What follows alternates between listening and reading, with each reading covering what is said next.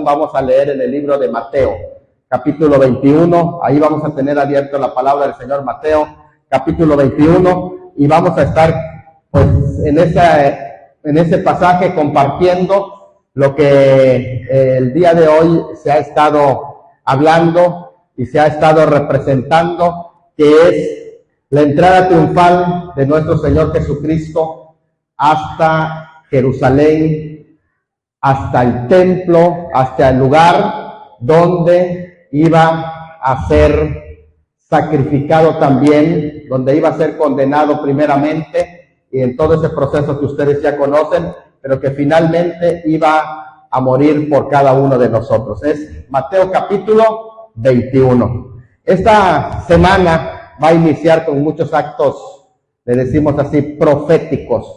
¿Por qué actos proféticos? Porque cada una de las acciones del Señor Jesucristo iban a ser proféticos, iban a estar cumpliendo ciertas profecías.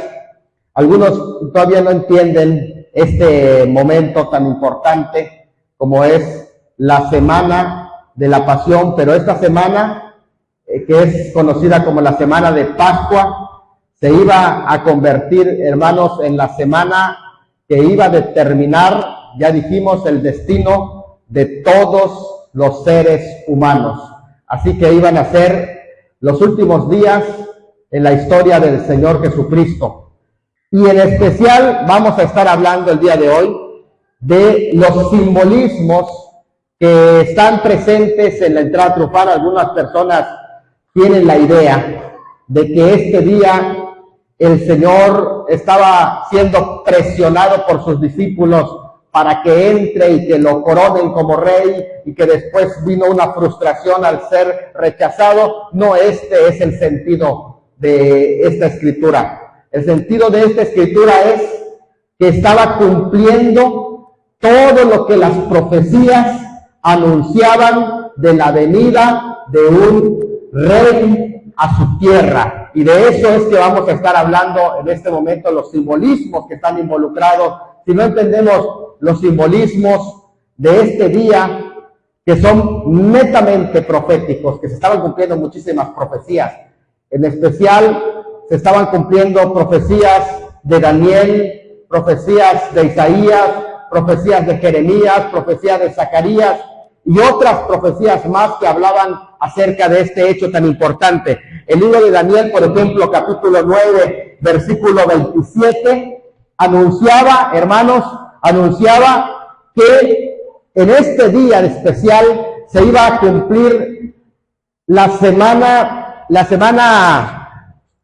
69, iba a llegar a su fin con este acto, por un acto importante que se le conoce como la entrada del Mesías príncipe. Cuando ustedes leen Daniel 9:26, por ejemplo, se dice en Daniel 9:26 que que las 70 semanas se iban a cumplir 69 semanas desde el edicto que fue dado por Artajerjes hasta la entrada del Mesías príncipe. Y este hecho tan importante que en este día se está cumpliendo, la entrada triunfal, marca el cumplimiento de esta profecía en la semana 69, cuando el Señor entra como el Mesías príncipe. Él es el príncipe que iba a entrar, que menciona el libro de Daniel. Y hay otras series de profecías que vamos a estar mencionando para que entendamos este acto tan importante. Pero lo primero que vamos a estar viendo en esta serie de simbolismos es que siempre durante vamos a decir, este recordatorio de Semana Mayor, que es el primero de toda esta serie, vamos a decir, cuando se va a descorrer el velo para que nos demos cuenta que el telón empieza ya a descorrerse para ver el escenario de esta semana. Comienza precisamente con este acto que es la entrada del Señor Jesucristo a Jerusalén, y va a ser la entrada a su pasión. Serán los primeros pasos que lo van a dirigir hacia su muerte. Así que su entrada es como el Mesías príncipe, pero también es como aquel cordero que es rechazado. De hecho, cuando ustedes estudian la palabra del Señor, este día que es considerado como el Domingo de Ramos, se da dentro del contexto del 10 de Nisan. ¿Qué sucedía el día 10 de Nisan? Hasta llegar al 14 de Nisan, el día 10 de Nisan se separaba al cordero que iba a ser sacrificado en Pascua el 14 de Nisan. Durante 5 días era supervisado ese cordero. Ese cordero tenía que ser sin defecto y ese cordero era puesto para ser supervisado. Por esta razón es que el Señor Jesucristo, quien había desarrollado su ministerio más hacia el norte, en Galilea, ahora había bajado la última vez en Perea y se fue ya acercando a Jerusalén, pero en Jerusalén, que es la metrópoli, él no tenía forma de hospedarse, porque la palabra del Señor nos menciona que por razón de su encarnación, él se había hecho pobre, de modo que lo que él buscó es un hospedaje cerca de Jerusalén, que fue en Betania, un lugar donde él tenía el hospedaje, y cada día bajaba a Jerusalén. ¿Por qué bajaba a Jerusalén? Porque era el cordero que estaba siendo supervisado. Por eso es que la razón que el cordero cada uno de esos días bajaba y entraba, lo primero que buscaba él era el templo. Qué enseñanza tan importante para cada uno de nosotros. Todos los días hasta que fue su crucifixión, siempre buscó el templo. Nosotros cuando entramos a una ciudad, cuando entramos a un lugar, siempre debemos de buscar la casa de Dios. Él así lo hizo, pero entró al templo porque era el cordero y se presentaba a los sacerdotes porque eran los encargados de supervisar el cordero que esté listo para el sacrificio de la Pascua. Así que cada uno de estos días se presentó en el templo delante de los sacerdotes, y los sacerdotes estaban confabulando de cómo ellos iban a matar al cordero. Si ustedes leen los pasajes de la Escritura, dice que cada día ellos se reunían para hacer planes porque querían matarlo, pero no podían matarlo hasta que llegue el 14 de Nisan, porque es el día cuando iban a sacrificar al cordero. Así que este día 10, el cordero es separado. Por esa razón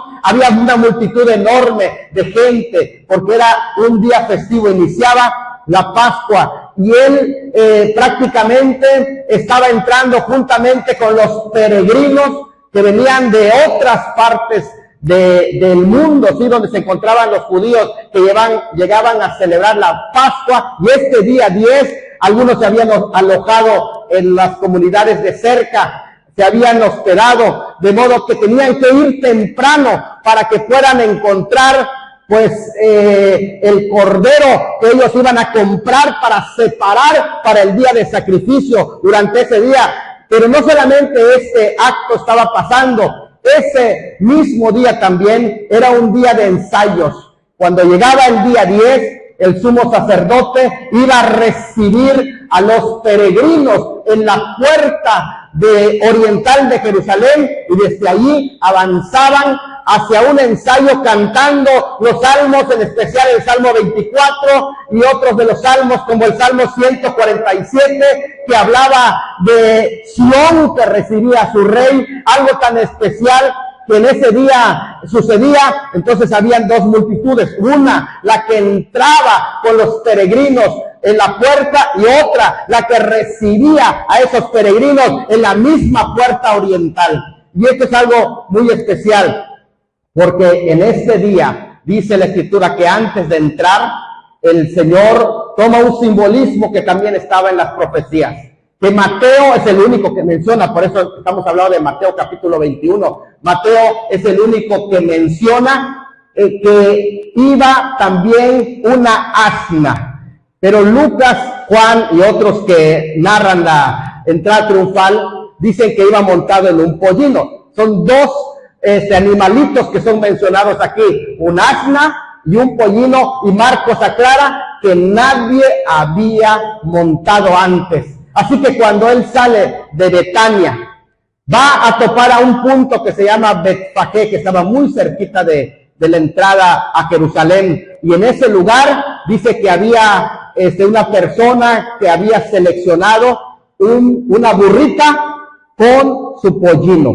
Y los dos iban a ir juntos. Así que el primer simbolismo que encontramos en toda esta escena es la burrita y su pollino.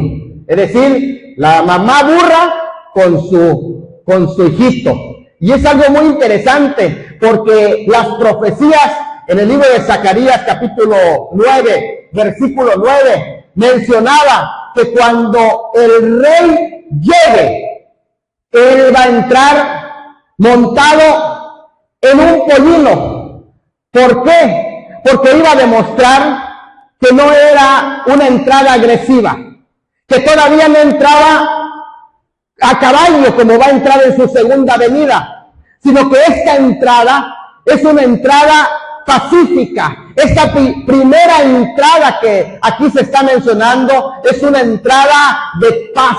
Es una entrada para hacer las paces con su pueblo. Es una entrada en forma en el que el pueblo pueda acercarse a él, y precisamente entra en un burro los grandes guerreros como Alejandro, por ejemplo, incluso el mismo Antíoco Epífanes anteriormente había entrado a caballo y había sido una entrada, en el caso de Epífanes, agresiva. Y aún la entrada pacífica de Alejandro el Grande a Jerusalén fue a caballo. Ellos lo vieron como un grande guerrero, pero ahora entraba el verdadero rey en un pollino a paso lento, porque a eso van, los pollinos no van como los caballos que van veloz enfrentándose en guerra, sino que ahora en paso lento, como diciendo, estoy disponible para atenderlos uno a uno de acuerdo a su necesidad. Era la primera profecía que se cumplía. La primera profecía era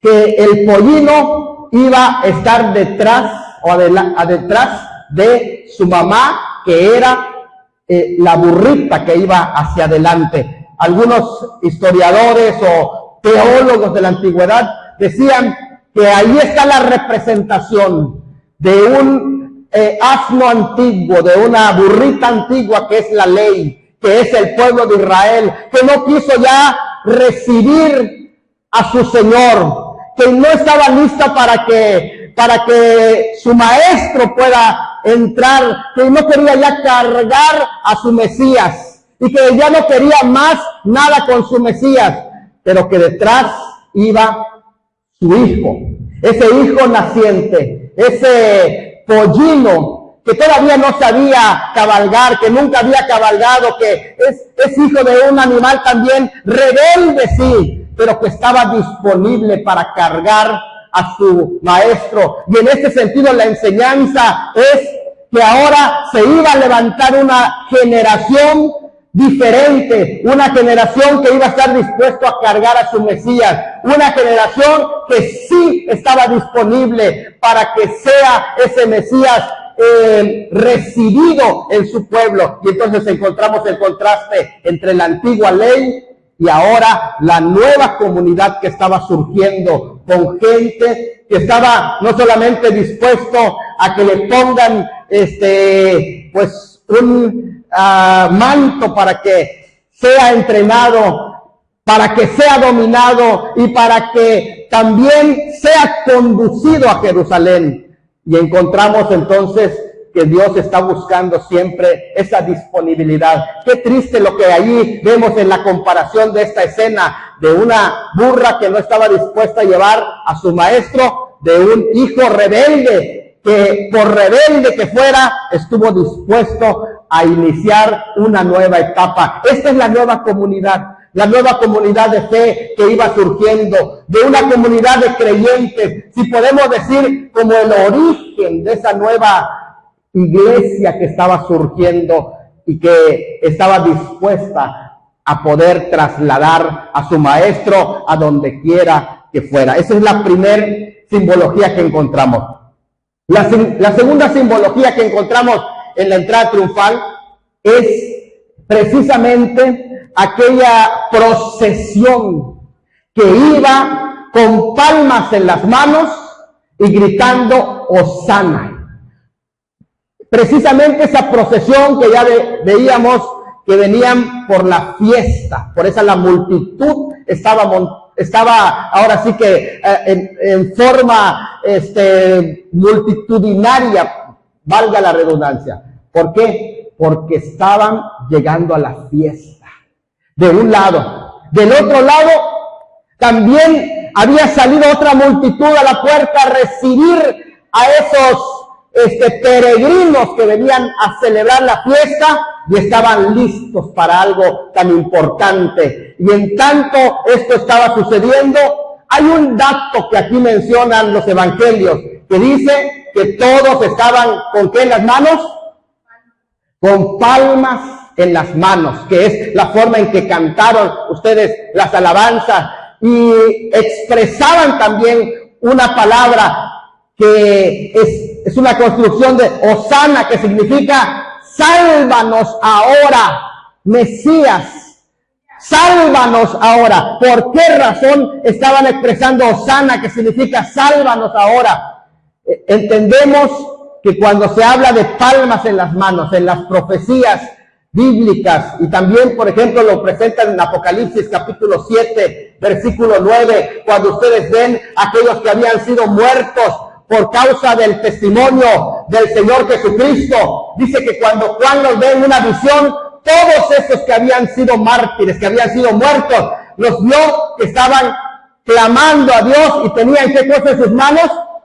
Palmas en las manos. Palmas en las manos significa que han pasado un proceso de muerte y que ahora ellos son vencedores y que van a vencer la muerte. Eso es lo que significa las palmas en las manos. ¿Por qué razón? Porque ya se había difundido la historia. Ya se había contado la historia de la resurrección de Lázaro. Por esa razón, él estaba hospedado en Betania. Y todavía su hospedaje en Betania obedecía a este recuerdo. Cuando él estaba hospedado en Betania, la multitud empezó a recordar, la multitud que llegaba a Betania recordaba este hecho de que Lázaro, que llevaba 4 días que había sido muerto, sepultado, que ya al tercer día empieza el proceso de descomposición, empieza a la corrupción del cuerpo, y el cuarto día ya apesta. Por eso le decían,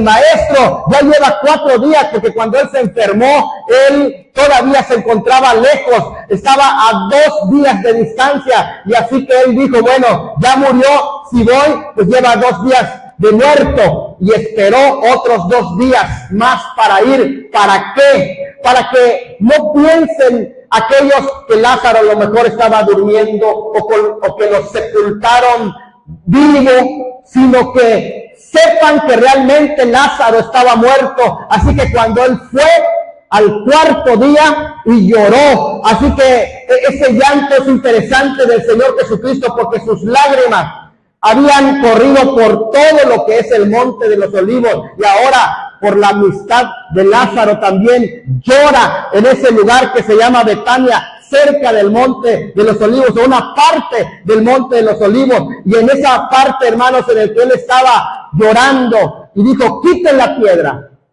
Y cuando él manda con esa voz que un día van a oír todos aquellos que han sido muertos, van a oír la voz del Hijo de Dios. Y él dijo, Lázaro, sal fuera.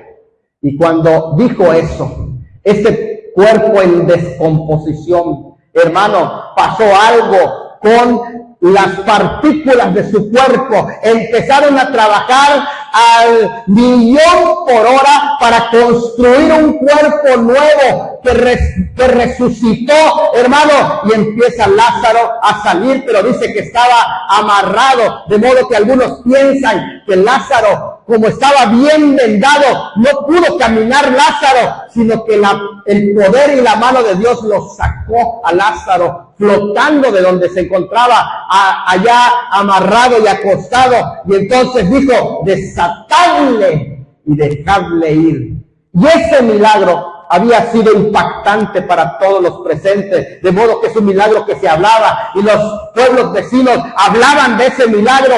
Cuando supieron que había llegado a esperarse 6 días antes de la Pascua, la noticia corrió y él dijo que ese quinto día, el día 10 de Nisan, iba a ir a Jerusalén. Entonces esa multitud venía y entendía que que estaba entrando o que iba a entrar a Jerusalén era el que había resucitado a Lázaro, porque tiene poder y había pronunciado estas palabras: yo soy la resurrección y la vida, y el que cree en mí, aunque esté muerto, vivirá.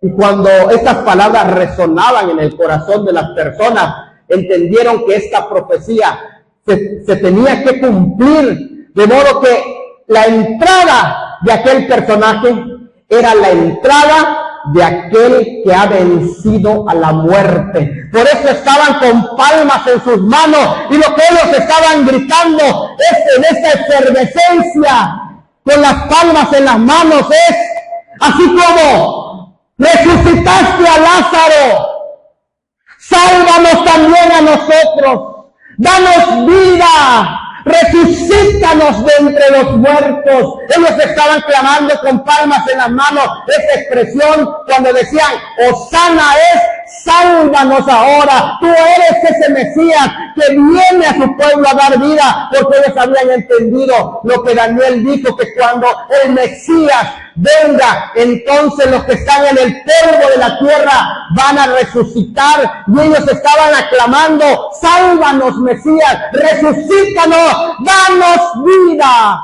Ellos estaban aclamando, y esta efervescencia también fue contagiosa para la otra multitud que estaba encontrando la escena de la venida del Señor. Por esa razón estaban con palmas en las manos, porque ellos sabían que el que entraba tenía el poder sobre la muerte y sobre la vida. Y ellos gritaban: sálvanos tú, que eres nuestro Mesías. Hay otra de las escenas interesantes que ahí aparecen, que tenemos que entender cuando dice en los versículos 10 y 11 del capítulo 21, que de esta manera el Señor Jesús entró en Jerusalén. Esta palabra es muy importante en las profecías bíblicas, y Mateo lo sabe muy bien y hace el énfasis. ¿Por qué razón? Porque las profecías decían que el Mesías va a venir a su pueblo. Y había una de las profecías que durante la época de la Pascua se hacían, muchas de las profecías se hacían como prácticas y eran simbólicas. Por ejemplo, una de esas profecías es cuando ellos comían la Pascua, ponían una silla de más y ponían un vaso de vino de más.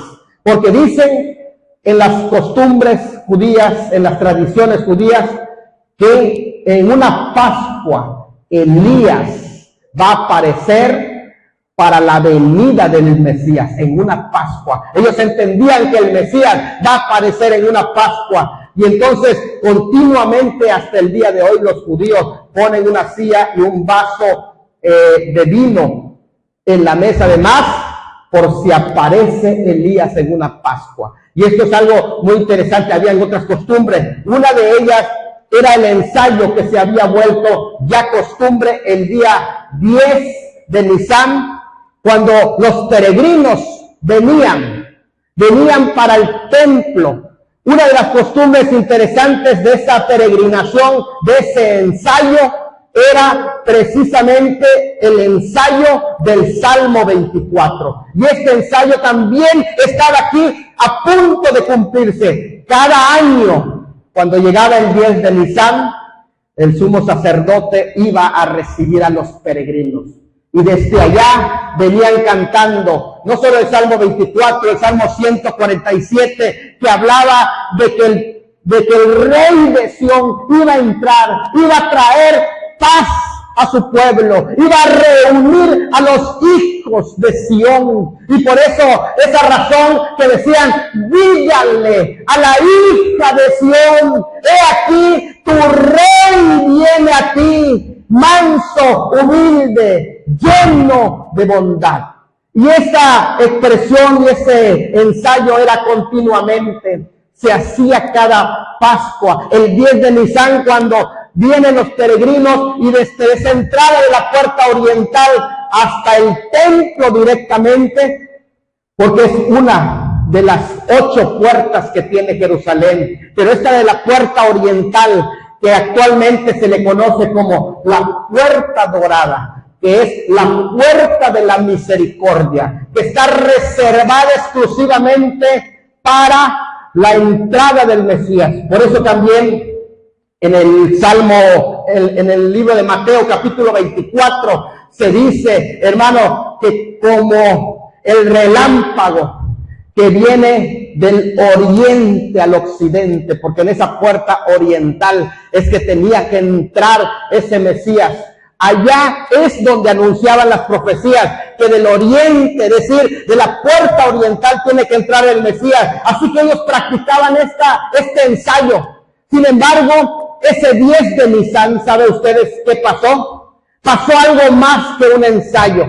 Antes que el sumo sacerdote llegara a recibir a los peregrinos, ya la multitud estaba viniendo con el Señor Jesucristo, que esa multitud que estaba a punto de entrar, y desde lo alto dice que vio a Jerusalén. Y pasa un acto también que es profético, antes de que entremos a la explicación de la puerta. Este acto profético, por eso le decía, todo lo que estaba pasando era fuertemente simbólico en ese momento. Era más que una simple entrada, era más que un babucheo de un político, era algo más. Eran las profecías que se estaban cumpliendo, y desde lo alto, ya cerca de Jerusalén, pero antes de entrar en la puerta, miró a Jerusalén. Y el libro de Lucas narra en el capítulo 19, él es el que narra esta escena. Lucas describe esta escena, aunque Mateo en el capítulo 23 lo complementa también, complementa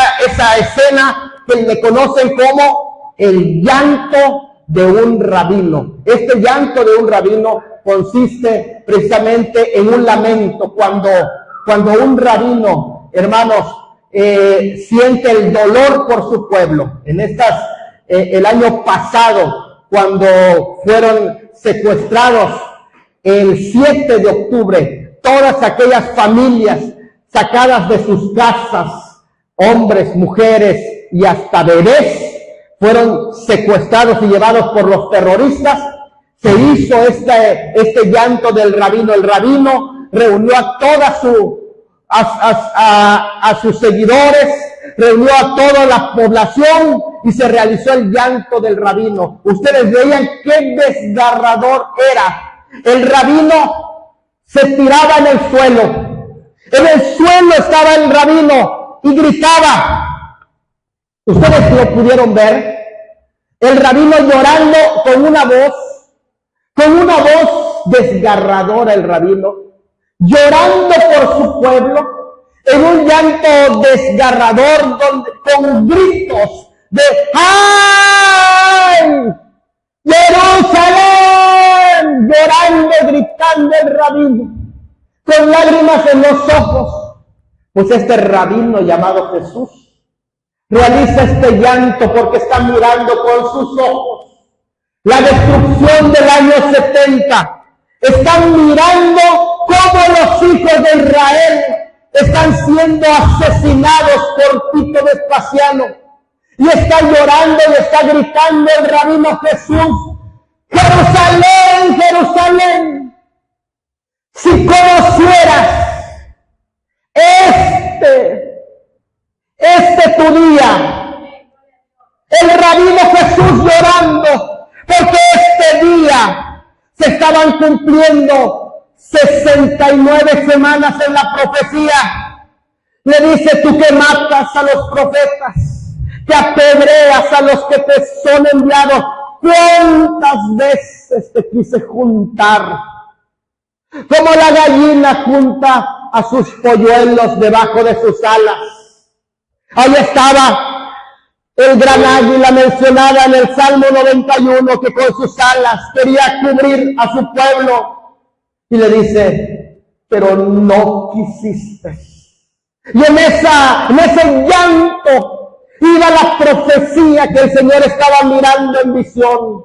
Los acontecimientos que iban a suceder en el año 70. Vean cuánto simbolismo estaba pasando en ese día de la entrada triunfal. Era precisamente el rabino Jesús llorando por su pueblo. Y llorando también, ¿por qué no? Por cuántos lo han rechazado. Por cuántos le han dicho, no queremos nada contigo. Este era el Mesías que estaba entrando y había sido rechazado en ese día precisamente. ¿Saben qué es lo que el simbolismo luego menciona cuando dice que entró a Jerusalén? Es la puerta oriental. Esa puerta que se había dicho que el único que iba a entrar era el Mesías. Y esa puerta tenía dos cumplimientos, porque el Salmo 24, que allí estaba por cumplirse ya, cada año se hacía esa conmemoración del Salmo 24. Pero ¿saben ustedes qué pasó ese día? Cuando el sacerdote quiso ir, ya el Señor había entrado. Había entrado y los gritos de Hosana al Hijo de David. ¿Por qué? Porque sabían ellos que aquel que venía, que descendía, que había nacido en Belén, que era el digno ocupante del trono de David, que era ese rey que se estaba esperando, era ese rey que anunciaban las profecías que iba a venir a reinar. Y en ese momento, cuando la multitud empieza a recitar esta adoración y el Salmo 24 que declara de esta manera: ¿quién es este Rey de gloria? Y declara: Jehová el fuerte y valiente, Jehová el poderoso en batalla. Alzad puertas vuestras cabezas y alzaos vosotras puertas eternas y entrará el Rey de gloria. ¿Quién es ese Rey de gloria? Jehová el fuerte y valiente, Jehová el poderoso en batalla. Esta primera parte de este salmo se va cumpliendo al pie de la letra en la entrada triunfal. Y ya no era un ensayo. Por esa razón ustedes se dan cuenta que cuando él llega con la multitud, que es la procesión, cuando él llega al templo, ya el sumo sacerdote que estaba alistándose para salir, no llegó para celebración del recordatorio de este Salmo 24. No llegó, por eso no lo dejaron oficiar esta ceremonia, y por esa razón él decía: dile a tus discípulos que se callen, porque no lo dejaron oficiar, porque esto no era un ensayo. Cada año se hacía el ensayo, pero este no era el ensayo ya. Este era el cumplimiento del Salmo 24 en su primera parte. Por eso es importante esa puerta. Y entró, ¿a dónde entró? A Jerusalén. Jerusalén, que es su pueblo. Jerusalén, que es su lugar, que anunciaban las profecías. El centro de su reino ahora entraba en ese lugar. Pero ¿saben ustedes que este simbolismo es tan importante, hermanos? Tan importante, porque el rey venía de Sión. Venía de Sión, sí. ¿Por qué venía de Sión? Porque es un enviado de lo alto. Estaba haciendo una representación en ese lugar, en esa puerta, que ya en el siglo IV, uno de los reyes otomanos, Saladino, mandó a clausurar esa puerta. ¿Saben por qué mandó a clausurar esa puerta? Porque todavía la profecía está viva. La profecía todavía dice que por esa puerta va a entrar el Rey verdadero, el Mesías, va a entrar por esa puerta, la puerta oriental, y la mandó a clausurar Saladino. Si usted va a Jerusalén, se va a encontrar que esa puerta está clausurada, y enfrente, ¿sabe qué mandó a poner Saladino? Mandó a poner un cementerio, porque saben que de esta manera va a ser algo que para los judíos va a ser como un lugar impuro, porque ellos no pueden tocar muertos, así que de esta manera se van a alejar, y se va a alejar la esperanza de que un día el Mesías entre por esa puerta oriental que se encuentra clausurada. Ustedes lo pueden ver, búsquenlo, se llama la puerta de la misericordia. Está clausurada completamente, y enfrente están las tumbas pues prácticamente es un cementerio, y lo mandó a clausurar para que nadie entre, para que el Mesías no venga, para que nadie abra esa puerta, y así los judíos pierdan la esperanza de su Mesías. Pero todavía está viva la profecía del Salmo 24. ¿Por qué? Porque la Pascua, que es la muerte, anuncia la parusia, que es la venida. La Pascua es la muerte de Cristo, la parusia es la segunda venida. Y lo que estaba haciendo el Señor es anunciándoles con anterioridad lo que Él va a hacer. En esa primera entrada, Él estaba simbolizando que un día Él va a entrar, así como entró en el proceso de muerte, porque la Pascua está unida a esa parusia. ¿Por qué? Porque no termina con la Pascua. La Pascua es el primer paso, luego sigue su parusia. ¿Por qué? Su venida. ¿Por qué es así? Porque hay un proceso en la Pascua que iniciaba en ese día. Esa entrada triunfal comenzaba la Pascua.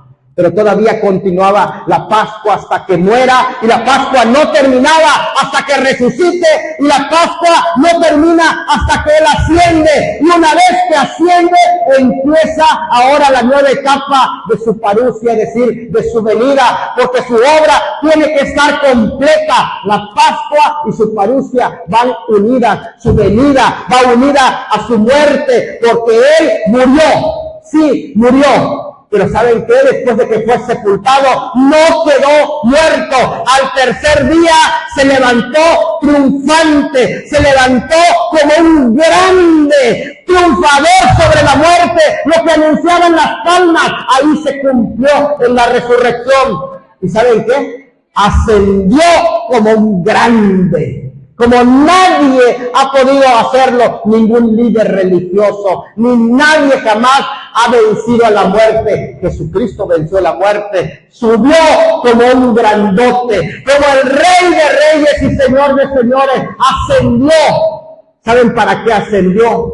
Para que de nuevo pueda regresar y entrar por esa puerta que anuncian las profecías, que viene del oriente. De allá va a regresar ese poderoso. Se fue como un grandote y va a regresar como un grandote, y va a entrar en esa puerta como un grandote, porque Él es el Rey de Reyes y el Señor de los Señores. ¿Saben qué? En esa primera entrada, Él entró para morir por mí, por usted.